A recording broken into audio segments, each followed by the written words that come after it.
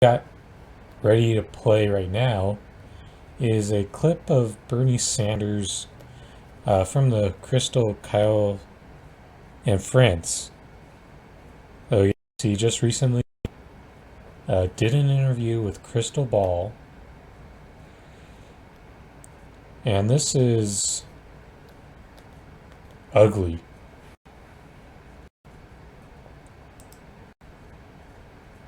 He is prepared to deal with. I have not seen a president in my lifetime who has done that. Am I wrong?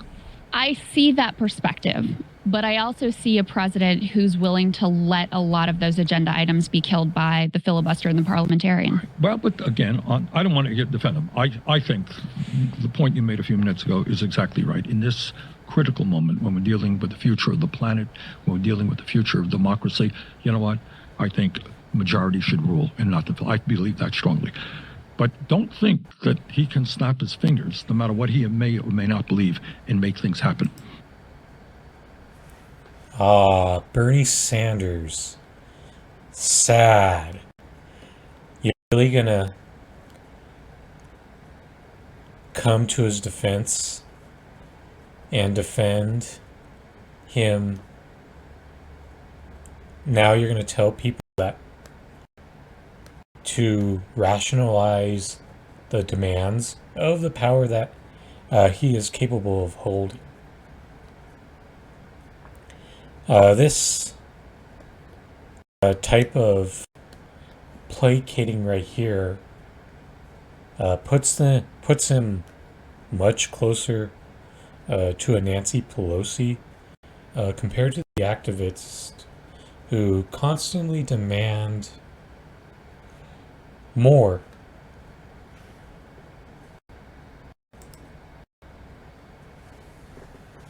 All right, there are senators. There are certain things he could do, though, through executive act. For example, canceling student debt. Yeah, that's right. That's right. There are things he can do. Legalizing marijuana. Yes. He could potentially do through an executive order.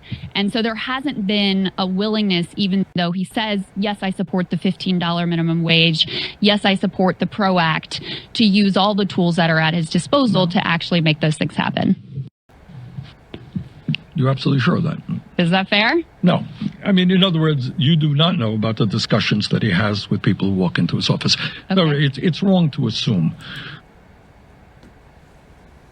All right. You can rationalize how much Joe Biden is willing to listen to things to his left. But it's all just empty use of energy on their part if it doesn't lead to anything more than what Joe Biden has originally agreed upon doing.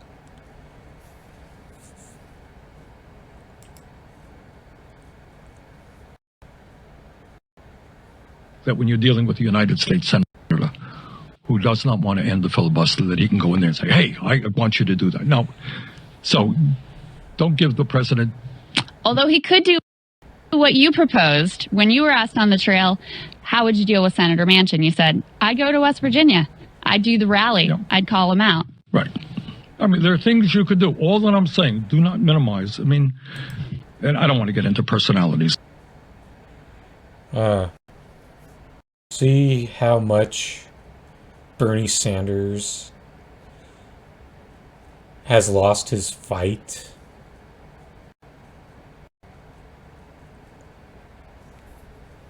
Compared to a fraction of what he used to be before he rose to popularity in 2015. Look at this. He's passing up so many shots.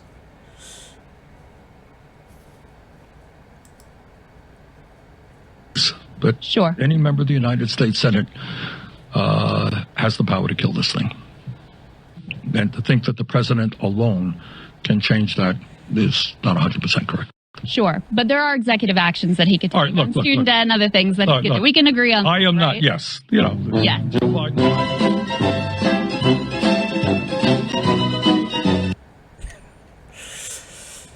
Bernie Sanders. You know, the expressions just from that light challenging of, you saw that. Look at how much he tensed up. He looked like my dog when you catch him and he knows he's in trouble. It's like, please don't hit me. Please don't hit me. That's how he was starting to get from that light challenging that crystal ball gave him in that moment. It confirms what people behind the scenes have said about him. That he's done fighting. Even if in the past you believed he used to fight to the best of his ability, now he's full on defending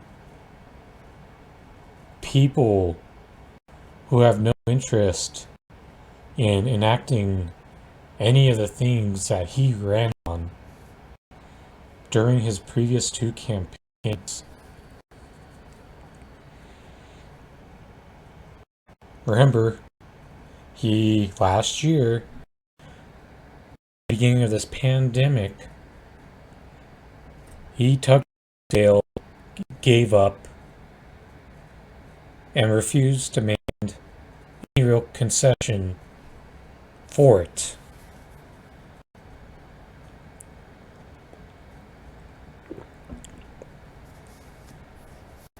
Just pathetic, man.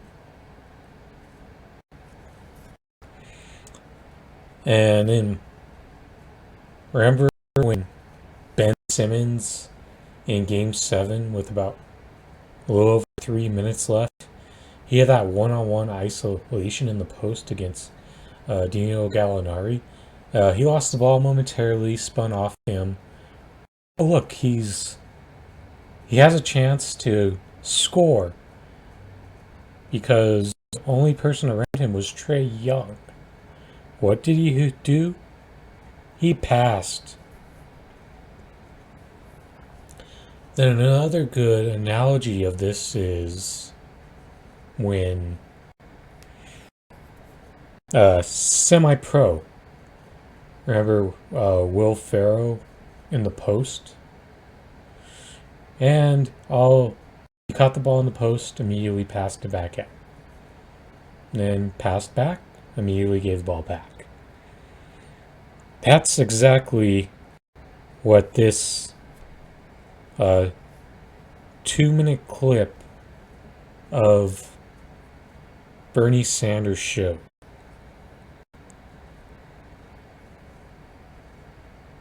The energy is really piss poor. I get that. Yes, he's not gonna always. Some people were rubbed the wrong way because they thought Bernie Sanders yelled too much in the course of debates. And yes, he is gonna have a normal quiet voice. When you hear him speak, you can just sense the lack of conviction that Bernie Sanders has in his voice. And it's awful to see. You hate to see it. Because if Bernie Sanders had an actual backbone, we probably have a bit of something right now that we could point to that he helped.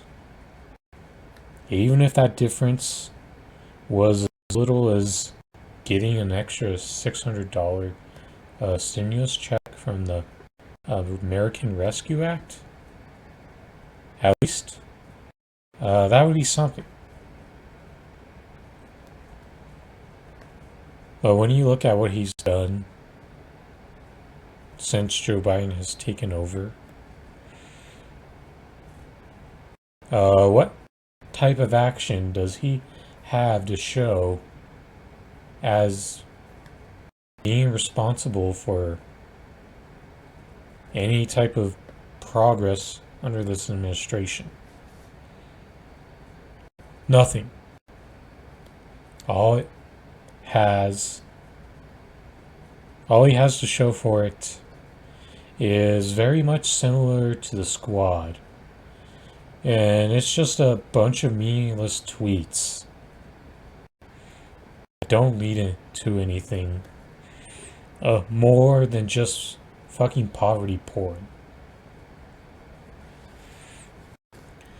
And the left has gotten so fucking tired of it that now we reverse it on them. Just flat tired of it.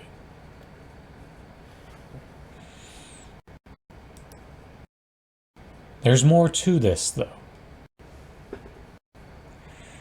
So this came out yesterday as well. Pro-Sanders group responding into Pragmatic Progressives.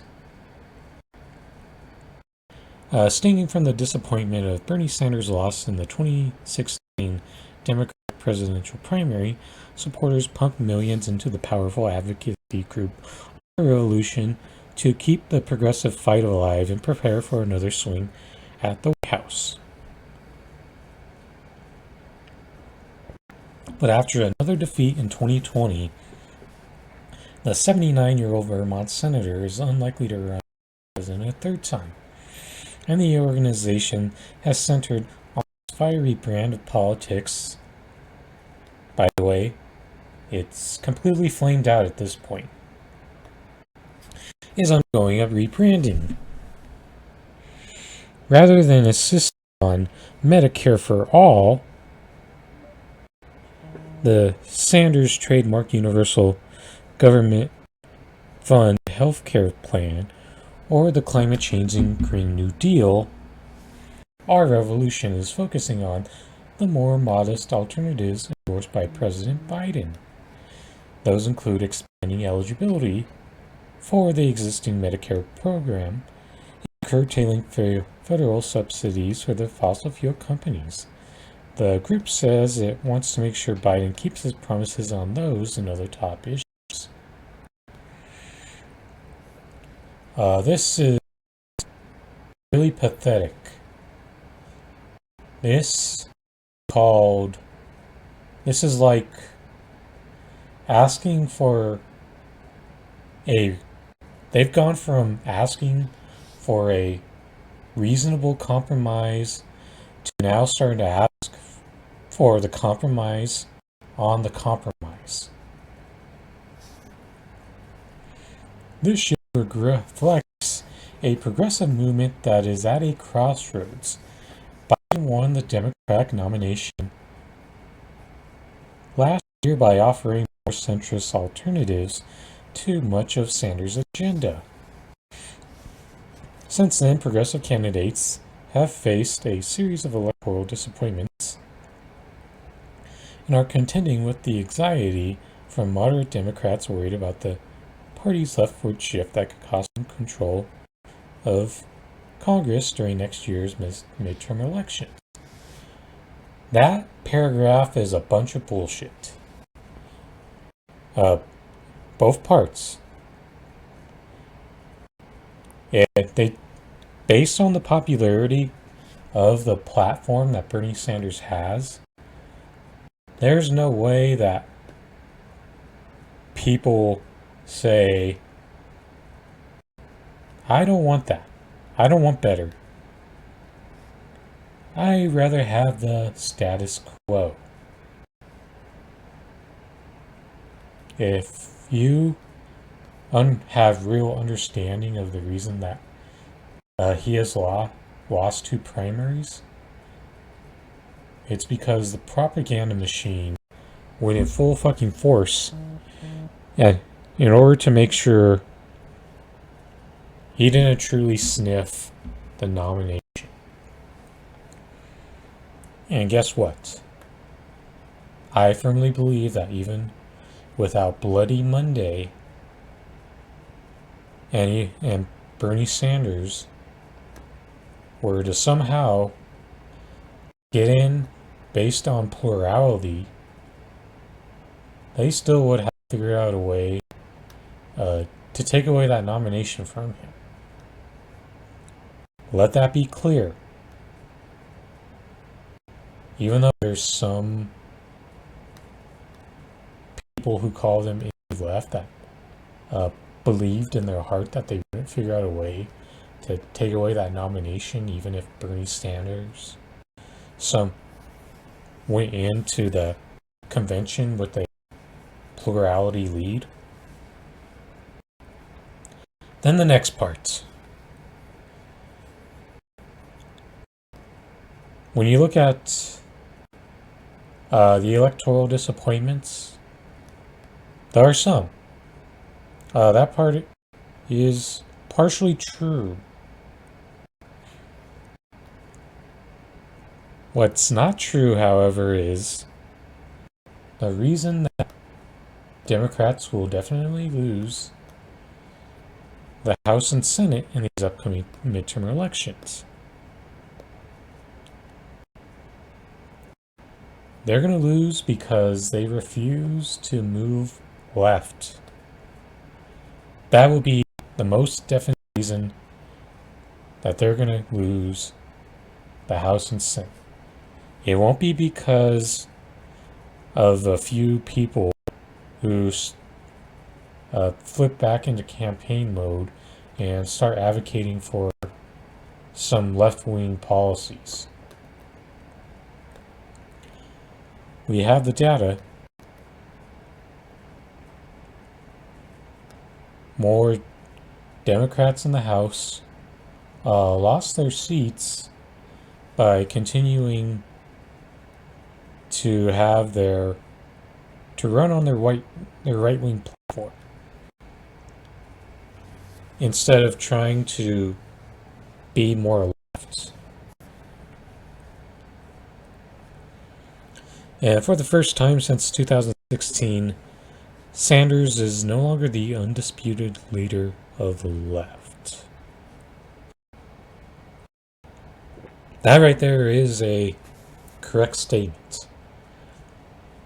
What we've noticed is the new left, the left that has the right solidarity, we've been ready to move on from the moment that Bernie Sanders let us down by not making sure to extract concessions in the process of dropping out from the primary. And that clip from that I just played and this article right now should be more reaffirming evidence of why it's time to move beyond Bernie Sanders. And when you look at this, it also means that there's no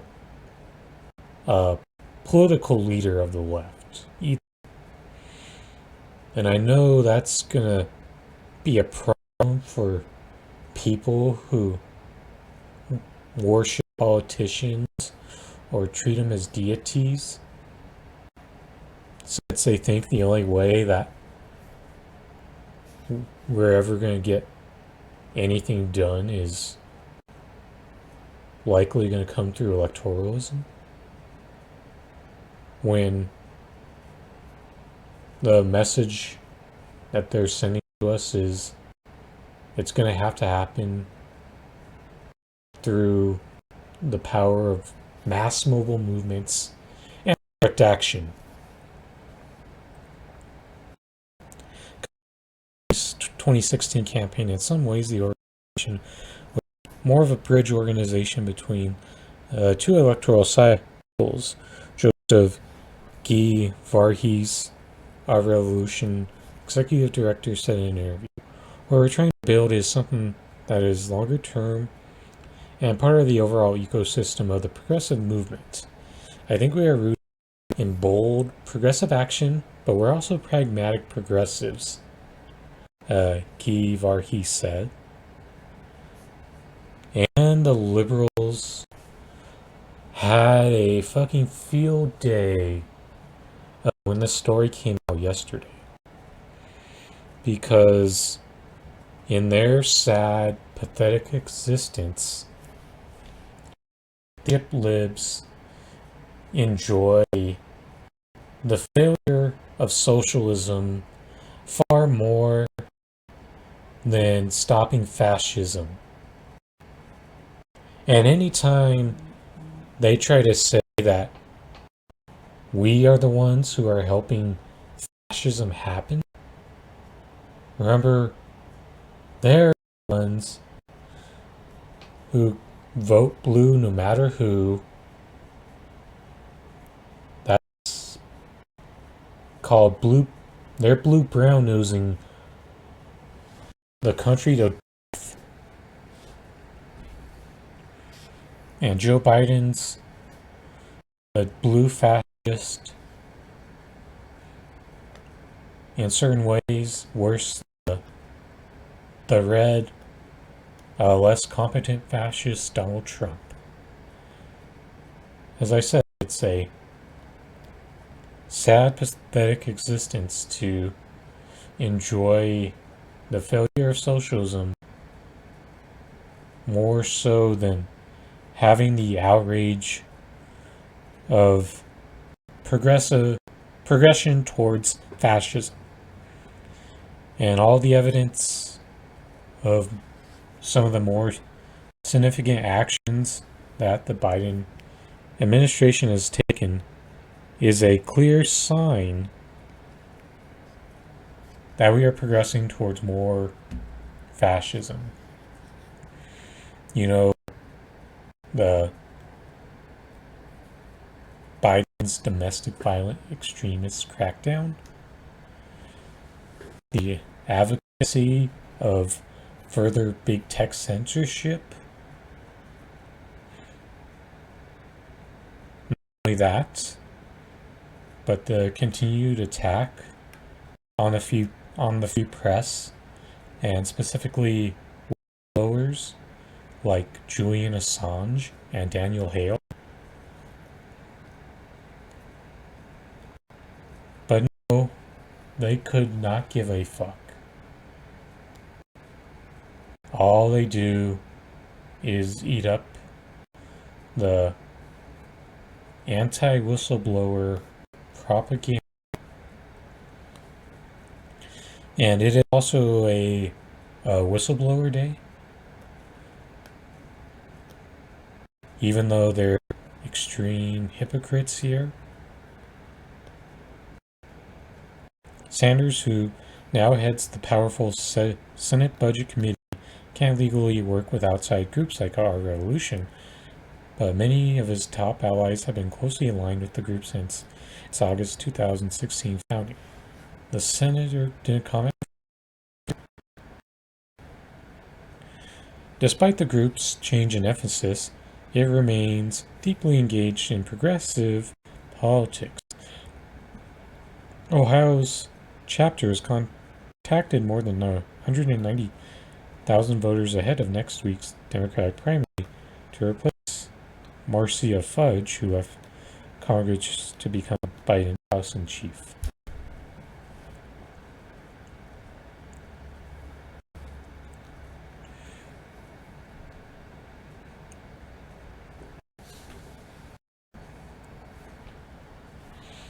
Let's skip past the parts of the stories about that race will be on Tuesday.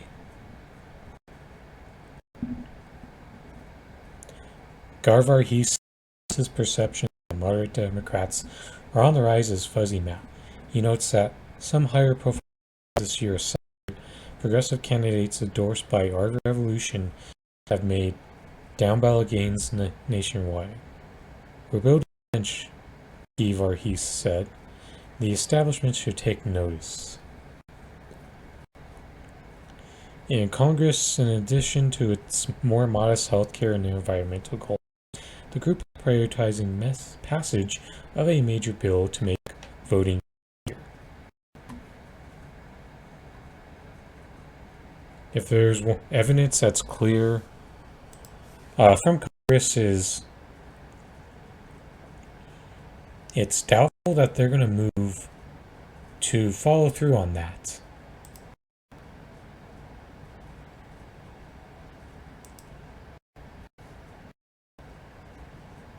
We're not getting there for all, but we can get major pieces of it. Our resolution board, Larry Cohen, said on the same call where Turner spoke, but we gotta fight with every one of the Democrats. No Republicans are going to vote for any of these things. So that's so contradictory.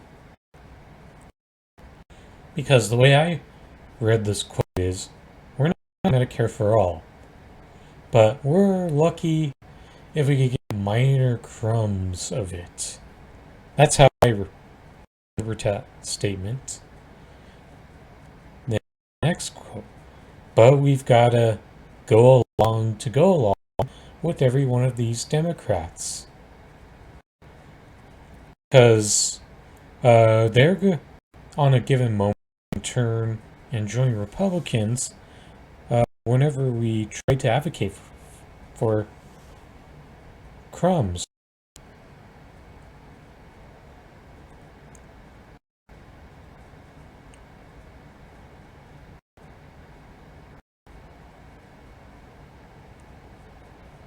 Sad. As I said before, a lot of liberals enjoy it, but they also got upset because the one small thing that they got upset about was they felt they stole the pragmatic progressive term from Hillary Clinton and Pete Buttigieg.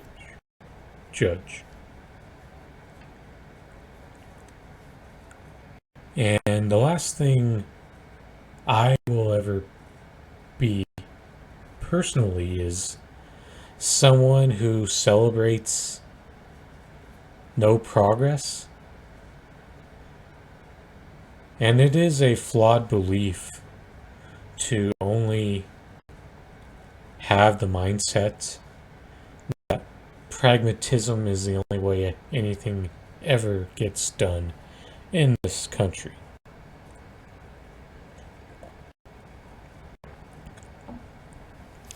If anything, history shows you have to demand for it all in order to even get what I feel is incrementalism. But it just shows you how easily the wrong neoliberal democratic administrations co-opt these progressive movements and turn it into more incrementalist liberal bullshit.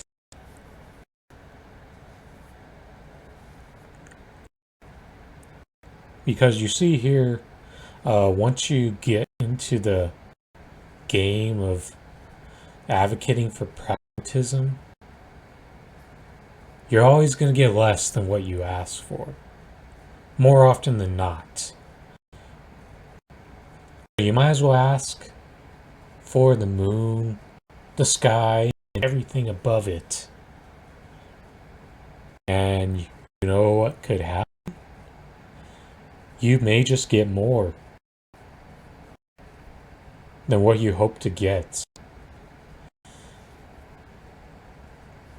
Because when you get into the art of negotiating, you have to ask for more than what you're comfortable for. If you only ask for what you're comfortable for, you're definitely going to get less. But what we're seeing right now, Kristen Sinema, Joe Manchin, the two main senators who are playing top heels for the Democratic Party right now, even though the system, they're system players, so to speak, but look, they're an example of what you do when you use your leverage. Being pragmatic progressives is just translation for being establishment useful idiots for the establishment.